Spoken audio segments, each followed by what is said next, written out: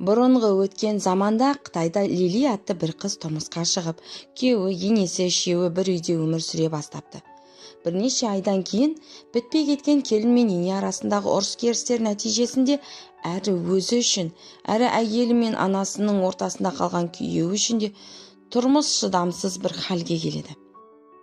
Бір шара қолдану керек деп ойлаған келін тура әкесінің бұрынғы досы болған емшіге барып дертін айтады.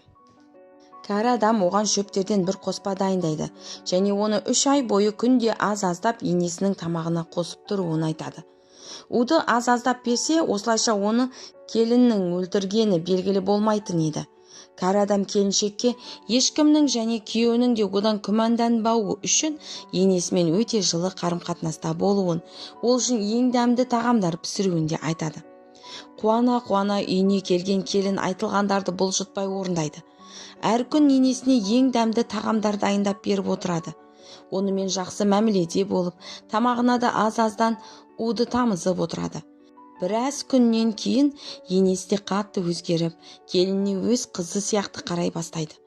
Бұдан былай үйде сыйластық лебі есе бастайды.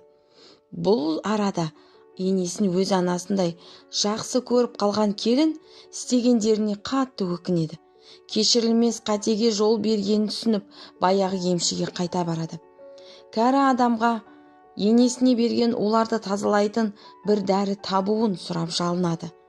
Көзіне жас толған кәрі адам былай дейді: "Қымбатты Лили, саған бергендерім тек витамин ғана еді. Нағыз у ол сенің басыңда еді. Сен оған жақсы мәміледе болған сайын, оның да саған деген ызасы құрметке айналды. Осылайша сендер нағыз ана мен қыздай болдыңдар.